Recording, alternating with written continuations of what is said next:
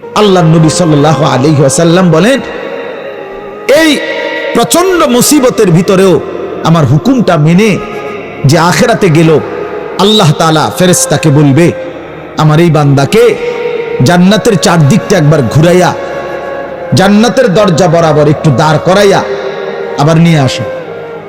কসম আল্লাহর, এটা হাদিস। ওই জীবনভর দুঃখ কষ্টে আল্লাহর হুকুম মেনে গেছে, সেই লোকটাকে চারদিকে ঘুরাইয়া জান্নাতের দরজার কাছে একটা মিনিটের জন্য ফেরেশতা দাঁড় করাবে।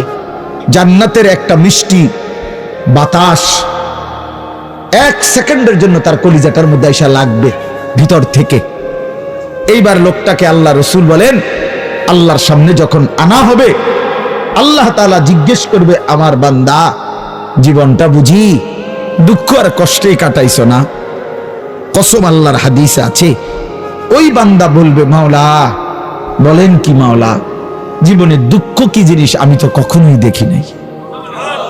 আল্লাহর কসম, রাসূল বলছে, মুমিন ওই এক সেকেন্ডের জান্নাতের বাতাস তার 70 বছরের দুঃখ ভুলায় দেবে, মুসিবত ভুলায়। এজন্য বন্ধু চালাক মনে করেন না, সিটার বাটপার যারা, হ্যাঁ আমনে চালাক, আমরা বেকুব, জি না, আমরা ভাত খাইয়া বড় হইছি। আমি বন ফানি চা দিয়ে ভিজাইয়া খাইয়া বড় হইছি না। যুবক, তোমরা যারা নামাজ পড়ো না আর সারাদিন নারীর ছবি আর নর্তকীর নাচ গান আর এই ফালতু জিন্দেগি, সমবয়সীদের সাথে আড্ডার মাস্তানি আর এই সদর বদর, তুমি চালাক বেটা। হ্যাঁ, আমি বেওকুফ। কেন বেওকুফ হবো আমি? তুমি যা খাইয়া বড় হইছ, আমি তো তা খাইয়াই বড় হইছি। এই মাটি আলো বাতাসে যদি তুমি বড় হও, তো আমি কি মাটির তলে বড় হইছি না? বুঝবো না কেন? বুঝি না কেন? কি বেশি বুঝ জ্বালাইছো তুমি? আপনারা যারা সুদ খান, ঘুষ খান, হারাম খান, আপনাদের যাদের অবৈধ উপার্জন, আপনাদের যাদের স্ত্রী বেপর্দা, আপনাদের যাদের মেয়ে বেপর্দা, আপনাদের যাদের ঘরে রঙিন টেলিভিশনে নাচ গান নর্তকীর ছবি সারা বছরের পর বছর চলে, আপনারা মোটেই চালাক না, আপনারা বেওকুফ। আপনাদের ফ্যামিলিও বেওকুফ মিয়া, আহাম্মক মিয়া। আপনি ধরা খাইছেন মিয়া, হেরে গেছেন মিয়া, হেরে গেছেন, জীবনের কাছে হেরে গেছেন, আখিরাতের সামনে হেরে গেছেন, কবরের সামনে হেরে গেছেন। আপনি সামান্য দুনিয়ার লেগা, অথচ এই দুনিয়া নেককাররাও ভোগ করে কিনা বলেন না কেন? নামাজ পড়লে ভাঙ্গাস মাছের যে স্বাদ, বেনামাজিরও এই স্বাদ। বেনামাজি যেটারে টাইলস কয়, নামাজি এটারে টাইলস কয়, তো কোনো মাটি কয় না। তাহলে আপনি আহামরি কি দুনিয়া ভোগ করলেন বলেন? কি জন্য আখিরাত ছেড়ে দিলেন? আল্লাহ আমাদেরকে বুঝার তৌফিক দান করে। অতএব বাপ, আমার কথা একটু শক্ত, পরে মনে মনে কইবেন যে এরকম দুই একজন থাকে, হুজুরদের মধ্যে কিছু থাকে, কি করবে? কিছু শক্ত হুজুর থাকতেই পারে না, বেজাল্লা হুজুর ধরেন না। আমি এই কিছু বাকি আমি দিল জাগাইতে চাই, খোদার কসম, দুশ্মনী নিয়ে বলি নাই। কি ভাই, কারোর সাথে কোনো দুশ্মনী ছিল কি? কোন ঝগড়ার কারণে বলা হইতেছে? এটা কি মারামারি? কি জামা বটে লাইছি আজ যা সুরেলাম তোরে বেটা ফাইজ বাতিজার ফুট তোরে আজগা ফাইছি, মাইকো ফাইছি সুবিধা মতো আজগা কইয়া না। ব্যাপারটা তো এটা না দোস্ত আমার, বাপ আমার, পর্দার আড়ালের মা বোন, আপনাকে জাগাইতে চাই। মা, কেন বেপর্দার জিন্দেগি? যে নারী তার ইজ্জতের কদর বোঝে না, যে নারী তার পর্দার কদর বোঝে না, যে নারী তার সতীত্বের সম্ভ্রমের কদর বোঝে না, খোদার কসম সে নারী না, সে কোনো মহিলা না, সে ভিন্ন কোনো পদার্থ হইতে পারে। রাসূলুল্লাহ সাল্লাল্লাহু আলাইহি ওয়াসাল্লাম, আমরা এটাই পড়ছি, নবী বলছেন, নারী বলে তাকে আড়ালে থাকে যে, নিজেকে পর্দায় রাখে যে, নিজেকে আড়ালে রাখে যে, তাকেই বলে নারী। এজন্য যে বেপর্দা, বেহায়া, নির্লজ্জা, বেশরম, এটা কোনো নারী না, অন্য কোনো পদার্থ, অন্য কিছু। বলে তো কিতা এটা হেবুডি ডাক্তার দেখ, ডাক্তারই তো এটা রিপোর্ট দিব, পরীক্ষা নিরীক্ষা করে চাইব কিতা এটা। আমি কিল্লে পেতাম।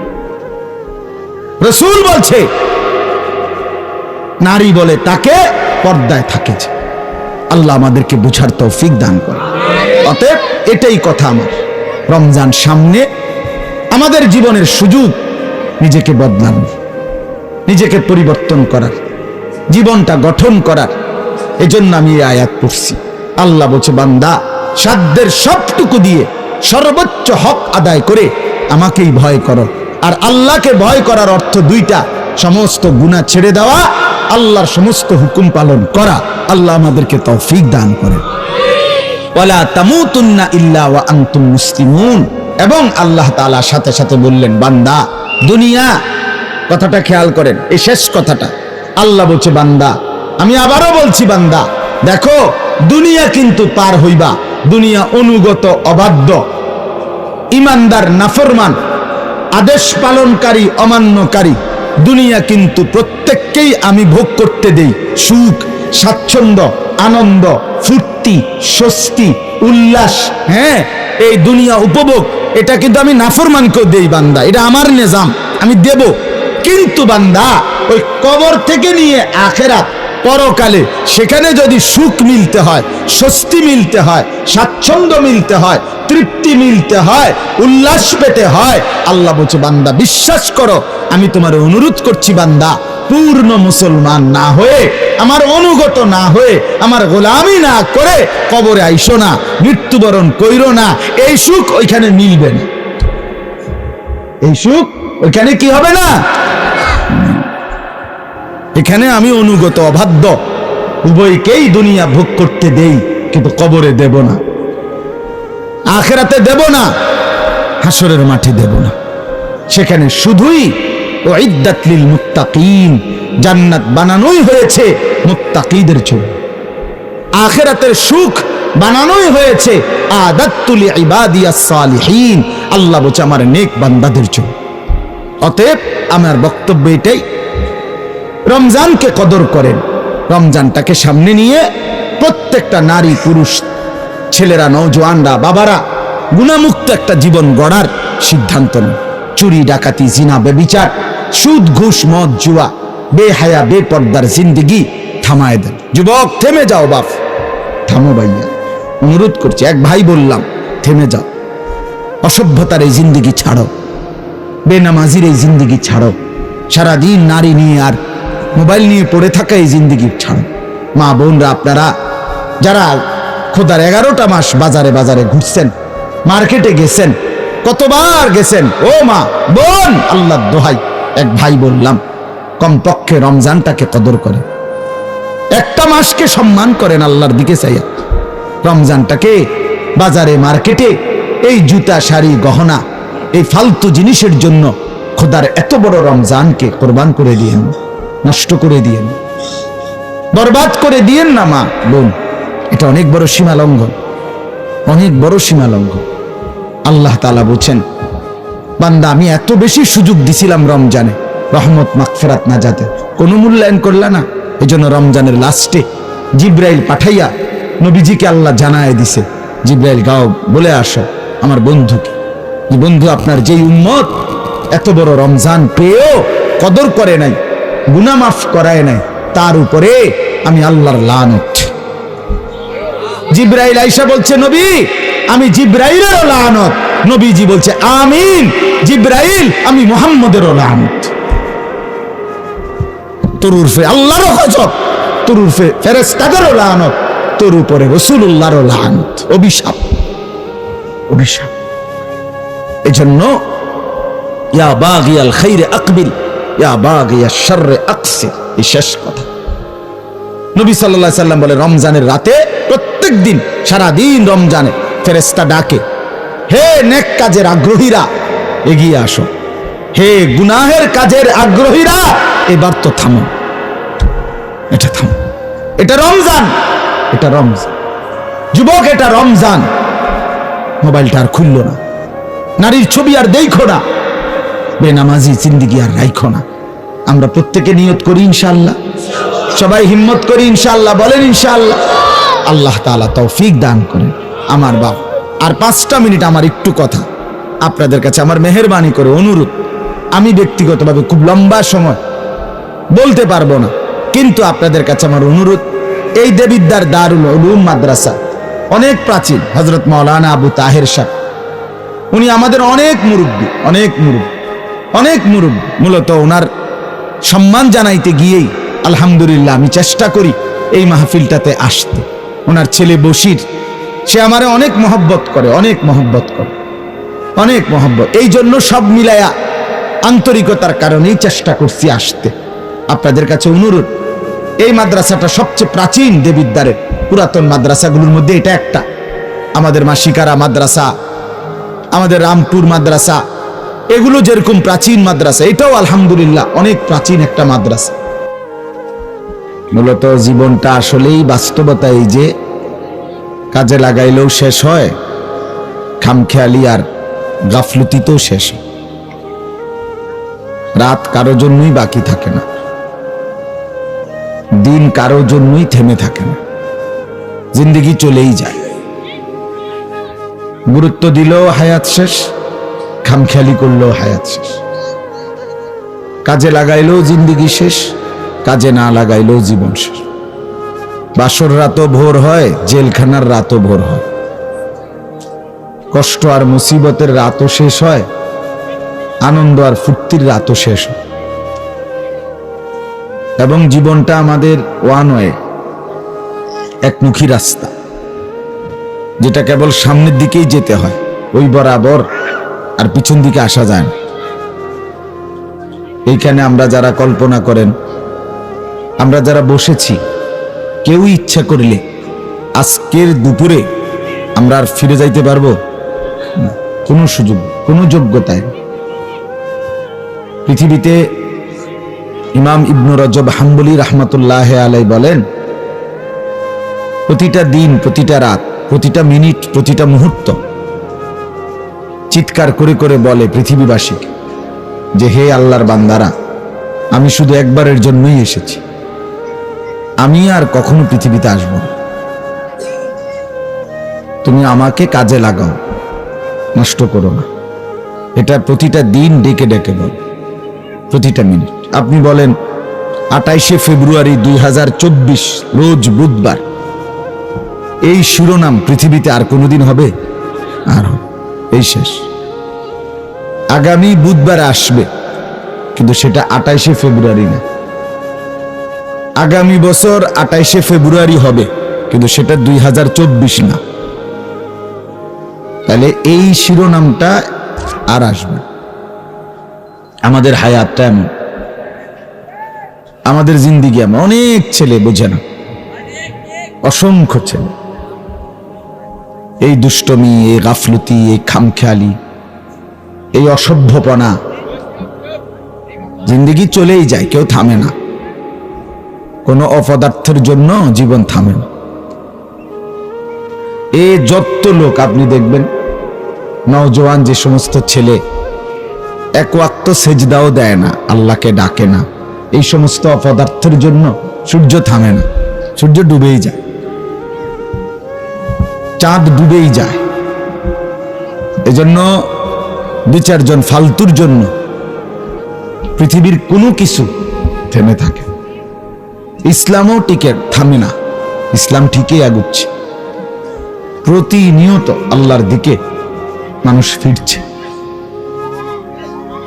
কিশোর, তরুণ, যুবক, বৃদ্ধ, নারী, পুরুষ, বিধর্মী, পৃথিবীতে একমাত্র ক্রমবর্ধমান ধর্মের নামই হলো ইসলাম। ধারাবাহিকভাবে যা প্রতিদিন বাড়ে, প্রতিদিন মুসলমানের সংখ্যা বাড়ে, প্রত্যেক দিন নেককারের সংখ্যা বাড়ে, প্রতিদিন তওবাকারীর সংখ্যা বাড়ে। এজন্য 2-4 ফালতুর জন্য অপেক্ষা নাই ইসলাম। আমরা কিতাবে পড়ছি, আপনার রাসূলুল্লাহ সাল্লাল্লাহু আলাইহি ওয়াসাল্লাম যখন দিবানিশি ইসলামের দাওয়াত দিচ্ছিলেন, তখন মক্কার কুরাইশ, আবু জেহেল, আবু লাহাব, উতবা, শাইবা, এই যে বড় বড় কাফের সর্দার যারা, তারা মাঝে মধ্যে একত্রে বসে নিজেরা নিজেরা হাসি ঠাট্টা করত আর বলতো, মোহাম্মদ কিত্তা তুমি এত মেহনত করো, এত পরিশ্রম করো, তোমার এই ইসলাম, তোমার এইটা কদ্দুর আর যাবে? আমরা মেন মাতবর যারা, আমরা মেন যেই লোকগুলো নেতা, আমরা তো কেউই কালেমা গ্রহণ করলাম না, তো তুমি আর আগাইবা কারে লইয়া আর যাইবাই বা কদ্দুর? তো আল্লাহ তাআলাও যেন আরশে আজিম থেকে মুচকি হাসি দিচ্ছিলেন, আল্লাহও যেন বলতেছিলেন, ঠিক আছে নাফরমান, দেখো ইসলাম যায় কদ্দুর আর তুমি যাও কদ্দুর। দেখো, দেখা গেল নবী সাল্লাল্লাহু আলাইহি ওয়াসাল্লাম মক্কা থেকে হিজরত করে মদিনায় গেলেন। মদিনায় যাওয়ার পরে আল্লাহ তাআলা যখন মুসলমানদেরকে জিহাদের হুকুম, যুদ্ধের হুকুম দিলেন, তো প্রথম যুদ্ধে আবু জেহেল, আবু লাহাব ওরা নাই, তারা সব মারা নিহত হয়েছে, প্রথম ফিডার লগেই নাই। বুঝেন নাই কথা?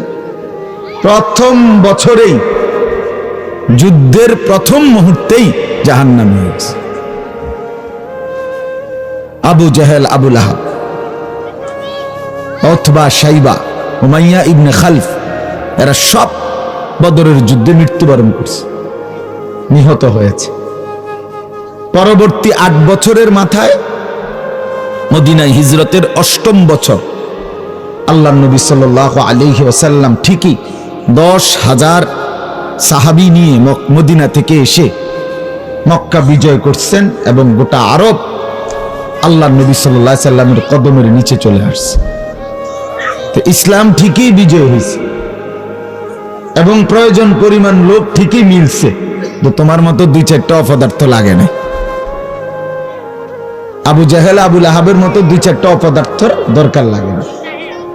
এজন্য কোরআনের খেদমত, সুন্নার খেদমত, ইসলামের খেদমত, দ্বীনের খেদমত, কোরআন সুন্নার বিশ্লেষণ, সারা পৃথিবীতে ইসলামের প্রচার, এটা আল্লাহ তাআলা সব সময় সমান তালে প্রয়োজন পরিমাণ লোক দিয়ে করাচ্ছে। দাওয়াত ও তাবলীগের কাজ কখনোই বন্ধ নয়, মসজিদ মাদ্রাসার খেদমত কখনোই বন্ধ নয়, কোরআনের হাফেজ তৈরি হওয়া কখনোই বন্ধ নয়, আলেম হওয়া কখনোই বন্ধ নয়। কথা হইল শুধু আমি কামে লাগলাম কিনা, কথা বোঝেন নাই? আমি কাজে লাগছি কিনা, নাই তো আল্লাহ তাআলা ঠিকই কাউকে না কাউকে দিয়ে তার দ্বীনের কাজ করাচ্ছেন, আমি কাজে লাগছি কিনা। কোরআনুল কারীমের মধ্যে আছে, ইয়া আইয়ুহাল্লাযীনা আমানু মান ইয়ারতাদ্দা মিনকুম আন দীনিহি ফাসাউফা ইয়াতিল্লাহু বিকওমিন ইউহিব্বুহুম ওয়া ইউহিব্বুনাহু। কোরআনুল কারীমে আল্লাহ তাআলা ইরশাদ করেন, হে ঈমানদারগণ, হে মুমিন, গোটা পৃথিবীর রানিং মুসলমানদেরকে আল্লাহ চ্যালেঞ্জ করছে, আল্লাহ আমাদেরকে ডাইরেক্ট ঈমানদারদেরকে বলতেছে, হে ঈমানদারগণ, তোমাদের যে কেহ, যে বা যারা অথবা সকলেই যদি আমার দ্বীন থেকে বিমুখ হয়ে যাও, মুরতাদ, আমার দ্বীন যদি টোটাল ইসলাম ছেড়ে দাও, আল্লাহ তাআলা সরাসরি বলছে, কোনো পেরেশানি নাই, ফাসাউফা ইয়াতিল্লাহু বিকওমিন, আমি নতুন জাতি আনবো, নতুন জাতি বানাবো, যারা আমাকে ভালোবাসবে আমিও তাদেরকে ভালোবাসবো। আমি সক্ষম, আমি তোমাকে বানাইতে পারলে আমি আরো নতুন মানুষ বানাইতেও তো সক্ষম না? তো তোমার কাছে আমি কোন রকম ধার ধারি না, আমাদের কারো কাছে ইসলাম মুখাপেক্ষী, বরং আমি মুখাপেক্ষী। এশার নামাজ যারা পড়ে নাই তাদের জন্য পৃথিবীর কিচ্ছু আটকায় নাই, কিচ্ছু আটকায় না। সূর্য ঠিকই, চাঁদ ঠিকই শেষ হয়ে যাবে, ভোর হয়েই যাবে, তোমার জীবন থেকে এশার নামাজ হারায় গেল। যুবক ভাই, তুমি কাজে লাগলা না আর কি, সেজদা তোমার কপালে জুটলো না আর কি, কিন্তু এতে পৃথিবীরও কোনো ক্ষতি হয় না, ইসলামেরও কিচ্ছু হয় না।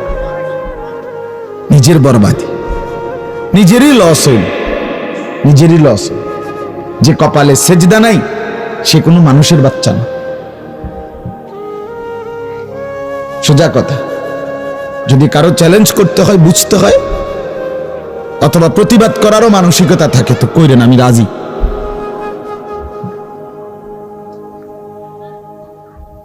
যুক্তি দিয়ে যদি কেউ বুঝাইবার মতো ক্ষমতা রাখে, যার কপালে সেজদা নাই সে মানুষের বাচ্চা না,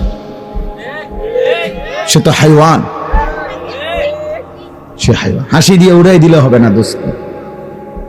নিজের নাফরমানির, আল্লাহর অবাধ্যতার পরেও যার বিবেক নড়ে না, অনুভূতি জাগে না, সে প্রতিবন্ধী। মনে রাখতে হবে। আলো আর অন্ধকার যে বোঝে না, পাক না ফাক যে বোঝে না, পেশাব আর ফানি যে বোঝে না আলাদা, সে তো প্রতিবন্ধী। সে তো প্রতিবন্ধী। এজন্য নিজের কর্তব্য যে চেনে না, নিজের ভালো মন্দ যে বোঝে না, আলো অন্ধকার যে বোঝে না, উচিত অনুচিত যে বোঝে না, করণীয় বর্জনীয় যে বোঝে না, সে সুস্থ না, স্বাভাবিক। আল্লাহ তাআলা কোরআনুল কারীমের মধ্যে বলছেন, আমি আল্লাহ তাআলা মানুষকে বানাইছি শুধু আমার ইবাদতের জন্য। অতএব শুধুই বানিয়েছি ইবাদতের জন্য।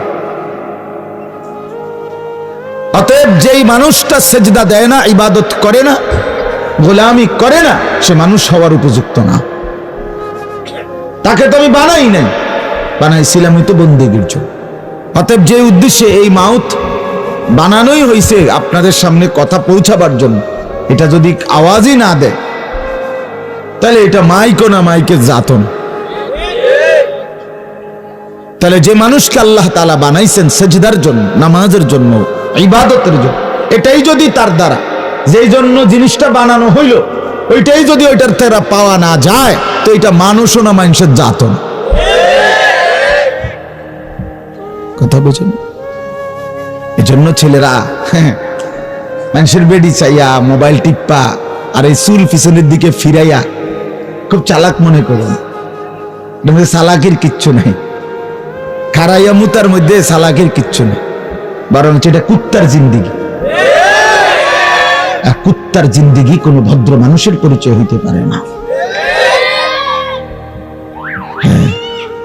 যে প্রস্রাব করে পানি নেয় না, তার সরাসরি পেশাব করে যে ঢিলা কুলুক পানি নেয় না, তার দৃষ্টান্ত হুবহু কুকুর। এটা কুত্তার স্বভাব, এটা জানোয়ারের স্বভাব। মানুষের কাতারে সে শোভা পায় না। তাকে মানুষের কাতারে দাঁড় করানো, মানুষের সমাজে দাঁড় করানো উচিত না। তাকে জন্তু জানোয়ারদের সাথেই মেশানো উচিত, থাকানো। এটাই বাস্তবতা। সুস্থ স্বাভাবিক মানুষ, এটার প্রমাণ কি আপনারা যে কেউ বুঝবেন। 6 মাসের কোলের বাচ্চাও পেশাব করিলে সে চিৎকার শুরু করে তার হাফ প্যান্ট বদলাবার জন্য। 1 বছরের বাচ্চা কোলের, সেও পেশাব করে চিল্লায় তার হাফ প্যান্ট বদলাইবার জন্য। এটাই স্বাভাবিকতা। এটা তার, তাহলে বোঝা গেল মানুষের সৃষ্টিগত স্বভাবজাত চাহিদা যে সে নাপাকি পছন্দ করে না, সে পেশাব কি করে না, পছন্দ করে। এটা নিয়ে সে 1 মিনিটও থাকতে চায় না এই হাফ প্যান্টটা নিয়ে। কিন্তু এটা কি অপদার্থ! 18 বছরের এত বড় দামরা একটা বার পেশাব করে পানি নেয় না, এই সমস্ত পেশাবের ফোঁটা তার এই প্যান্টের মধ্যে জমা, এই দুর্গন্ধ নিয়ে এই অপদার্থে ভাত খায়, এটা নিয়ে সে নাস্তা খায়, চা খায়, এটা নিয়ে সে বিভিন্ন রকমের জিনিসপত্র খায়। এই এখান থেকে এখানে নাক, প্যান্ট এখানে, নাক এখানে, এই কদ্দুর জায়গাতে এত কাছে থাকার পরেও যার নাকে মুতের গন্ধ লাগে না, তুমি ডাক্তার দেখানো উচিত। তুমি একজন ভালো মানসিক ডাক্তার দেখো, পাগলের ডাক্তার। জি ডাক্তার সাহেব, আমার এই অবস্থা হলো কেন? আমার নাকে কেন মুতের গন্ধ লাগে না? আমার সমস্যাটা কি? আমার সমস্যাটা কোথায়?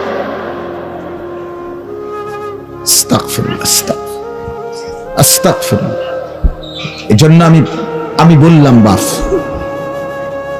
আল্লাহর নাফরমানি করে, আল্লাহর অবাধ্যতা করে কোনোভাবেই নিজেকে চালাক মনে করেন, চালাক মনে করেন।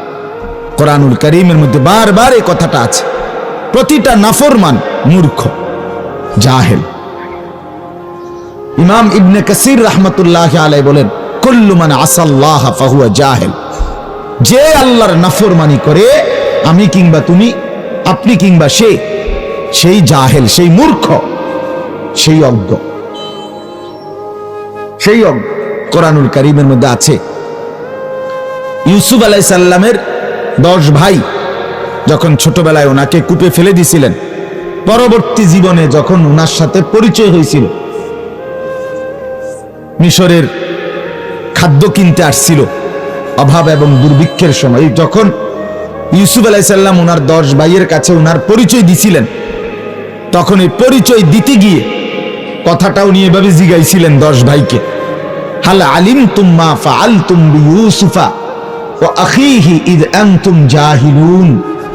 এইখানে আছে ইউসুফ আলাইহিস সালাম ওনার 10 ভাইকে বললেন, ভাইয়া এই যা তোমরা, মনে পড়ে তোমাদের যখন তোমরা জাহেল ছিলে, মূর্খ ছিলে, তখন তোমরা তোমাদের 10 ভাই মিলে তোমাদের ভাই ইউসুফ আর তার ছোট ভাই বিনিয়ামিন, এই 2 ভাইয়ের সাথে কি আচরণ করেছিলে যখন তোমরা মূর্খ ছিলে, মনে পড়ে? ক্বালু আইন্নাকা লা আনতা ইউসুফ। তখন 10 ভাই ভাবাচাকা খাইয়া গেছে, খাইয়াই বলতেছে, তাহলে কি তুমি আমাদের সেই ভাই ইউসুফ? ইউসুফ আলাইহিস সালাম বললেন, ক্বালা আনা ইউসুফ ওয়া হাদা আখি। হ্যাঁ, আমি ইউসুফ, আর এটাই আমার সেই ভাই, গত সফরে যারে আটকায় রাখছিলাম, এটাই আমার ছোট ভাই বিনিয়ামিন। কাদ মান্নাল্লাহু আলাইনা। ইউসুফ আলাইহিস সালাম 10 ভাইকে বললেন যে, ভাই শুনো, আল্লাহ আমাদের উপরে বারবার দয়া করেছেন, দয়াই করেছে। তো এখানে আছে কি বাপ, যে যখন তোমরা মূর্খ ছিলে, তার মানে যখন তোমরা আল্লাহর নাফরমানি করেছ, এক অবুঝ বাচ্চাকে তার বাবার থেকে চিরতরে বিচ্ছিন্ন করার জন্য এক অবুঝ সন্তানকে যখন কূপে ফেলে দিয়েছিলে, এটা তোমাদের গুনাহ ছিল, অপরাধ ছিল। আর এই অপরাধটাই, এই গুনাহটাই তোমাদের মূর্খ, এটাই মূর্খ।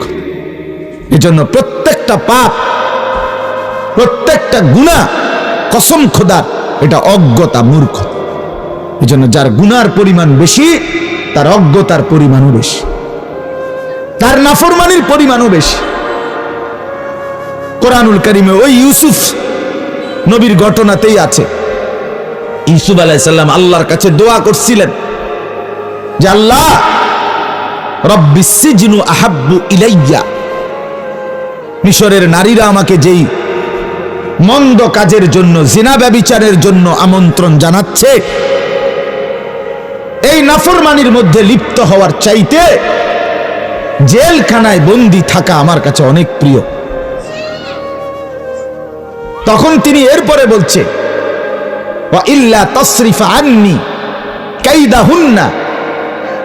হে আল্লাহ, নারীদের সেই চক্রান্তের ফাঁদ আপনি যদি আমাকে রক্ষা না করেন, আসবু ইলাইহিন্না, আমি তাদের দিকে ঝুঁকে যাব। আপনি যদি আমারে দয়া না করেন, ওয়া আকুম মিনাল জাহিলিন, এই শব্দটা আবারও বলছি, আমি তখন মূর্খদের অন্তর্ভুক্ত হয়ে যাব, মূর্খদের, জাহেলদের। এখানেও তিনি বলছে, অর্থাৎ আমি তখন ব্যভিচারীদের অন্তর্ভুক্ত হয়ে যাব। তো এই ব্যভিচার এটা পাপ, এটা গুনাহ কিনা বলেন না কেন? তো এইটাকেই উনি বলছে, আমি মূর্খদের অন্তর্ভুক্ত হয়ে যাব। মানে গুনাহ মূর্খতা, নাফরমানি মূর্খতা। এজন্য বাপরা যারা আছেন, হ্যাঁ, আপনাদের ছেলেরা যারা নামাজ পড়ে না, আপনাদের ছেলেরা যারা মেয়ের পিছনে পিছনে হাঁটে, আপনাদের ছেলেরা যারা সারা দিন সারা রাত মোবাইলে নাচ গান আর উলঙ্গ ছবি দেখে, আপনাদের এই অপদার্থ মূর্খ সন্তান কিছুই পড়ছে না, কোনো কিছুই শিখে নাই, শিক্ষা বলতে কিছু অর্জন করে নাই। ওই বাংলা, অঙ্ক, ইংরেজি, পদার্থ জীববিজ্ঞানের যেই বইগুলো পড়ছে, এগুলো দুনিয়ার কিছু চাকরি, ব্যবসা, ভাত মাছ খাওয়ার জন্য। এগুলো এটি না ফইরেও বহু কোটি মানুষ প্রতিনিয়ত খাইতেও আছে, ভোগও করতে আছে। বুঝেন নাই? এটাই বাস্তবতা। এগুলো এমনি অর্জন হয়। ভাত মাছ চাল ডাল, ইট বালু সিমেন্ট, টাইলস বিল্ডিং, স্ত্রী ছেলে মেয়ে, বাজার সদাই, খাট পালং সোফা, ফার্নিচার, ক্ষমতা, পদ পদবি, নেতাগিরি, এই সব কিছু একটাও নাই এরকম। একবারে নেতা বলতেন যাই বলেন দুনিয়ার, এগুলো মূর্খ বকলম, নাম দস্তখত করতে জানে না, টিপসই দেয়, এরকম মূর্খ মানুষও অগণিত অর্জন করছে প্রতিদিন আমাদের চোখের সামনে। আমাদের প্রত্যেকের জানা শোনার ভিতরে দুনিয়ার এমন অসংখ্য মানুষ আছে যাদের কোনো অক্ষর জ্ঞানও নাই, কিন্তু দুনিয়া ব্যাপক সম্পদের, অর্থবিত্তের, ক্ষমতার মালিক আছে না এমন? তাহলে তুমি আলগা কি পড়লা? তোমারে কি আশা দিয়া ফরাইলো এতটি বই? কিরে দোস্ত, এই ছেলেরা বলো না কেন, তোমারে কি জন্য পড়াইছে? তাহলে তোমারে যে বাংলা প্রথম পত্র, দ্বিতীয় পত্র, ইংরেজি ফার্স্ট পার্ট, সেকেন্ড পার্ট, তোমারে এতটি বই পড়াইলো কেন? পদার্থ বিজ্ঞান, জীববিজ্ঞান, রসায়ন বিজ্ঞান, উচ্চতর গণিত, তথ্য যোগাযোগ প্রযুক্তি, সামাজিক বিজ্ঞান, ইতিহাস, আরো কত কি, এত কিছু তাহলে তোমারে পড়াইলো কেন? কি বানানোর জন্য? কি বানানোর জন্য? যদি বলে মানুষ বানানোর জন্য, তো মানুষ হইলা কই? তুমি তো সেজদাই দাও না। যদি বলো না আমাকে মানুষ বানানোর জন্য আমার বাবা মা পড়ালেখা করেছে, তো তুমি এইরকম বিকৃত চুল রাখলা কেন? যদি বলো মানুষ বানাইছে, তাইলে নারী ছাড়া, মোবাইলের অশ্লীল দৃশ্য ছাড়া তোমার রাত কাটে না কেন? তুমি কি অমানুষ হইলা? মানুষ হইলা কেমনে বেটা? মানুষ হইলা কেমন? ঠিক বলার মুহতাজ না আমি, ঠিকের জন্য অপেক্ষায়ও নাই। ফেরিওয়ালা বলেই যায়, আমরা ফেরিওয়ালা, গুরুত্ব দিলেও বলে যাই, গুরুত্ব না দিলেও বলে যাই, কোনো অসুবিধা নাই। কেউ পাত্তা দিল না, কিচ্ছু হইতো না। আমার রাতে ভোর হবে, নাফরমানের রাতও ভোর হবে, কথা বলে না তো আর অসুবিধা কি? টেনশনের কি আছে? টেনশনের কি আছে? এই জন্য বন্ধু আমার, ছেলেরা আমার, বাবারা আমার, ভাবা উচিত দোস্ত, ভাবা উচিত কোন দিকে যাচ্ছ, কোথায় যাচ্ছ। মানুষ হচ্ছ না জানোয়ার হচ্ছ, এটা তো বোঝা উচিত। কোরআনুল কারীমে আল্লাহ তাআলা মানুষকে জানোয়ার বলছেন কিনা? কথা বলেন না কেন? হ্যাঁ, উলাইকা কাল আনআম, আল্লাহ বলছেন এরা মানুষ নয়, বরং এরা মানুষরূপী জানোয়ার। আল্লাহ বলছে ইনহুম ইল্লা কাল আনআম, তাদের পরিচয় আর কিছুই নয়, শুধুই জানোয়ার। কোরআনের আয়াত। তাহলে কোরআন বলছে কিছু মানুষ মানুষই হয়, কিছু মানুষ জানোয়ার হয়। তাহলে এটার পার্থক্য কি? কি হইলে মানুষ হয়, কি না হইলে জানোয়ার হয়? এটা শুধুই এই বৈষয়িক কয়টা বইয়ের পড়া না। মানুষ তখনই মানুষ হয় যখন বানানেওয়ালা চেনে, মুনিবকে চেনে, সেজদাকে চেনে, গোলামি চেনে, আল্লাহ তাআলার বন্দিগি চেনে, নিজের কর্তব্য বুঝে, নিজের পথ চেনে, নিজের গন্তব্য চেনে। দুনিয়া উপার্জনের শেষ মাথা কোথায় কেউ জানে না। আপনি বলেন, এই যারাই আমরা দুনিয়া কামাই করতেছি, আপনার টার্গেট কদ্দূর? 3 তালা? কথা বলেন না। আপনার টার্গেট কদ্দূর? 6 তালা? আপনার টার্গেট কদ্দূর? 10 লাখ টাকা? আপনার টার্গেট কদ্দূর? 2 কোটি টাকা? না না, এমন কারো। কিন্তু মুমিনের টার্গেট আছে আল্লাহর সন্তুষ্টি অর্জন, জান্নাত অর্জন, জাহান্নাম থেকে বাঁচে। গন্তব্যের মাথা আছে, মঞ্জিল আছে, জানা আছে। ইমানদার জানে কই পর্যন্ত যাইতে হবে, দুনিয়াদার জানে না কই পর্যন্ত গিয়ে থামবে। সে থামবে সেদিন খোদার কসম। রাসূলুল্লাহ বলছে লা ইয়ামলাউ জাওফু ইবনু আদম ইল্লা তুরাব, দুনিয়া লোভী, সম্পদের লোভীর পেট ভরবে না কোনদিন ইল্লা তুরাব, ওই কবরের মাটিতে ঢুকা পর্যন্ত। কবর থামাবে, কবরের আগে থামবে না। কবরের মাটি তাকে থামাও। এজন্য দোস্ত এটা বুঝা উচিত, ছেলেরা বাপ একজন হলে একজনই বোঝো, দুইজন হলে দুইজনই বোঝো। সবাই সমান তালে বুঝবেন, আমরা এটা মাথায় রেখেই কথা বলি। সবাই সমান তালে গুরুত্ব দিবে না, এটা হিসাব কইরেই বলি, এটা আমরাও বুঝি। কিন্তু একজনই গুরুত্ব দাও, একজন ছেলেই ভাবুক, একজন পুরুষই ভাবুক যে আমার জিন্দেগি কোথায়। কোরআনুল কারীমের মধ্যে আল্লাহ তাআলা বলছেন, এই কোরআন হুদাল লিন্নাস, মানুষের জন্য হেদায়েত। পৃথিবীর আর কোনো বই কোথাও নাই, কোন বাংলা, অঙ্ক, ইংরেজি, পদার্থ, জীববিজ্ঞান বইয়ে কথা নাই যে এটা মানুষের জীবন চলার পথ। না, এটা একটা বিষয়ভিত্তিক পড়া, ওইটা একটা বিষয়ভিত্তিক কি পড়া।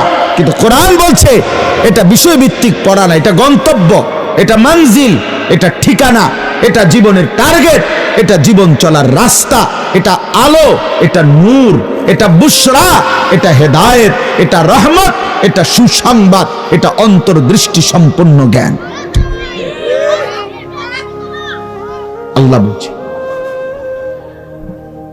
যালিকা হুদাল্লাহ ইয়াহদি বিহি মান ইয়াশা। রব্বুল আলামিন বলেন এই কোরআনই হলো আমি আল্লাহর হেদায়েত। ইয়াহদি বিহি মান ইয়াশা, রব্বুল আলামিন বলেন আমি এই কোরআন দ্বারাই যাকে মন চায় ইচ্ছে করি হেদায়েত দিয়ে থাকি। তাইলে হেদায়েত, পথ, গন্তব্য, রাস্তা আল্লাহ তাআলা বলেন শুধুই কেবল বিহি মানে বিল কোরআন, কোরআন দ্বারাই দিয়ে থাকেন, কোরআন দ্বারাই দিয়ে থাকে। এজন্য দোস্ত ছেলেরা প্রত্যেককে বলি, বাবারা, এটা একটা উপজেলার গুরুত্বপূর্ণ জায়গা। এখানের আশেপাশের ঘরে যেই মারা আছেন, বোনেরা আছেন, এখানে বসে শুনতেছেন অথবা বাহিরে শুনতেছেন, আপনারা প্রত্যেকেই শহুরে মানুষ, বিবেকবান। আপনারা নিজেদেরকে প্রত্যেকেই শিক্ষিত মনে করেন, করে থাকেন, ঠিক আছে। বলি জি, তো এই জন্য বলেন এটা আপনি আপনাকে বুঝেন, আপনি শিক্ষিত, আপনি মূর্খ না। নিজেকেও ভাবেন, মানুষও মনে করে উনি একজন শিক্ষিত লোক। তো এই শিক্ষিত লোকে যদি এই কথাটা না বুঝে যে শিক্ষার উদ্দেশ্য কি, শিক্ষার উদ্দেশ্য কি, দেহ, মন, আত্মার উৎকর্ষ সাধন। হ্যাঁ, বডি, মাইন্ড এন্ড সোল, এই তিন জিনিসের উৎকর্ষ সাধন, এটাই হলো জ্ঞান। আত্মার উৎকর্ষ, দেহের উৎকর্ষ, মন মানসিকতার উৎকর্ষ। তো আমাদের সন্তানরা তো পরাজিত। মুসলমানের যেই বাচ্চাটা মুসলমানের ঘরে জন্ম নিয়ে নিজের ভোটার আইডি কার্ডে, পাসপোর্টে, জন্ম নিবন্ধন সনদে, সর্ব জায়গায় সে কিংবা তার অভিভাবক পিতা মাতা নিজ হাতে লিখে দিল ধর্মের নাম ইসলাম, অথচ তার চেহারার আপাদ মস্তকের মধ্যে ইসলামের কোনো নমুনা নাই। তুমি কেমনে এই পরিচয় দিলা আর কেমনে এই লেবাস গ্রহণ করলে? এর চাইতে বড় প্রহসন, এর চাইতে বড় দ্বিমুখী আচরণ, এর চাইতে নির্লজ্জতা, মুনাফিকি আর কি হইতে পারে? এর চাইতে বড় দ্বিমুখী। আমি নিজের হাতে লিখলাম আমার ধর্ম ইসলাম, অথচ আমার চুল বলে না আমি মুসলমান, অথচ আমার চেহারা বলে না আমি মুসলমান, আমার সারাদিনের চলাফেরা বলে না আমি মুসলমান, আমার এক ওয়াক্ত নামাজ পড়তে মন চায় না, পড়ি না, অথচ আমি পরিচয় দেই আমি মুসলমান। এর চাইতে বড় অসভ্যতা আর কি হইতে পারে? এর চাইতে নিকৃষ্ট মানসিকতা, দ্বিমুখী, এর চাইতে বড় নিফাকি, মুনাফিকি আর কি হইতে পারে? কি হইতে পারে বলেন? বলেন।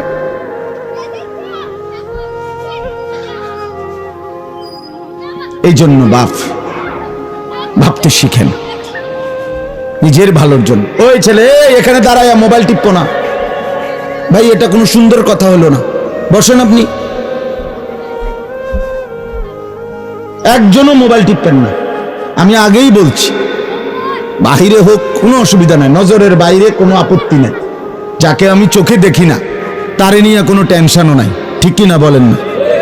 কিন্তু চোখের সামনে গাফেল, এটা উচিত না, উচিত না। সোজা কথা, অনুভূতি জাগা দরকার দোস্ত, বিবেক জাগা দরকার। বলেন, সারা দিনে মোবাইল টিপে জিন্দেগির কি অর্জন হচ্ছে? জীবনটা আমাদেরকে কি পরিমাণ হায়াতের সময় আমাদের নিচ্ছে। আহা যুবক, যদি বুঝতেই হবে বাপ, অচিরেই বুঝবেন, অচিরেই বুঝবেন। এই প্রযুক্তি আগে ছিল না, আগামী দিনে থাকবে না। ফেসবুক থাকবে না, ইউটিউব থাকবে না, যেহেতু আগে ছিল না, সামনেও থাকবে না। কত প্রযুক্তি তো নাই। ফিতাওয়ালা সেই ক্যাসেট এখন নাই। তখন কি ফিতাওয়ালা ক্যাসেটওয়ালারা ভবিষ্যৎবাণী করছিল যে এটা আর থাকবে না? পাতলা পাতলা যে সিডি, এগুলো তো এখন নাই। তখন কি ওই সিডিওয়ালারা ভবিষ্যৎবাণী করছিল যে এগুলো থাকবে না? এটাও থাকবে। ওয়াখলুকুকুম মা লা তা'লামুন, কোরআনুল কারীমে আছে। আল্লাহ তাআলা বলেন, ওয়াল খাইলা ওয়াল বিগালা ওয়াল হামিরা লিতারকাবুহা ওয়া জিনা। আমি আল্লাহ তাআলা গাধা, ঘোড়া, খচ্চর তোমাদের যানবাহনের জন্য দিয়েছি। মজার কথা হলো, এরপরে আল্লাহ বলছে, এরপরে আমি অচিরেই সামনে আরো অনেক কিছু বানাবো, সৃষ্টি করতে থাকবো যা তোমরা জানো না। মুফাসসিরিনে কেরাম বলে, এই কথাটাই প্রমাণ করে কোরআনের যে পৃথিবীর কোনো আধুনিকতাই এখানে শেষ হবে না, এর চাইতে আবার আগে বাড়বে, আরো সামনে যাবে। বুঝেন না কথাটা? আধুনিকতা এখানে শেষ, এখানে না, এখানে শেষ। বরঞ্চ ইসরাফিলের ফু পর্যন্ত উৎকর্ষ আধুনিকতা বাড়বে, আরো আসবে, আরো আসবে, আরো আসবে। আর কি হইতে পারে আপনি দেখবেন। আমার তো মনে আছে, প্রথম যেদিন আমারে প্রথম 2-4 বার শুনাইছিল যে মোবাইলের মধ্যে ছবি দেখা যায়, বিদেশ থেকে কথা কইলে যিনি কথা কইতেছে, আমি হাসি দিয়ে ওরে, দূর বেটা, বেউকুফ বেটা, কি কস না কস। কিন্তু পরে দেখলাম এটা একটা ডাইল ভাত। এখন তো এটা কোলের বাচ্চাও বোঝে তার আব্বুর ছবি দেখা যাইতেছে বিদেশ থেকে, ঠিক কি না বলে? এটা কি কেউ ভাবছিল তখন? আল্লাহ তাআলা বলেন, আমি তোমাদের জন্য সৃষ্টি করব, অচিরেই করতে থাকব। মুজারের সিগা, যেটা ইস্তেমরার বুঝায়, ধারাবাহিকতা বুঝায়। মা লা তা'লামুন, যা তোমরা জানো না আমি তৈরি করব। ওয়াল্লাহু ইয়ালামু আনতুম লা তা'লামুন, আল্লাহ বলে আমি জানি তোমরা জানো না, তোমরা জানো। মানুষের কোন আবিষ্কার, এটা মানুষের সত্তাগত আবিষ্কার নয়, বরং আল্লাহর ফয়সালা। এই জন্য আল্লাহ তাআলা যাকে দিয়ে যা করাবেন দুনিয়ায় তা আল্লাহই করাচ্ছেন। কসম খোদার, এটাই সত্য। এই বন্ধু, বিশ্বাস করো, এটাই সত্য। এজন্য যে ট্রাক বানাইতে পারছে সে মোবাইল বানাইতে পারবে না। বলে, তুমি এত বড় ট্রাকের মতো একটা এত বড় যন্ত্র মেশিন বানাইছো, একটা গাড়ি বানাইতে পারলে তো এই ছোট্ট মোবাইলটা তুমি বানাইতে পারতা না? সে পারবে না।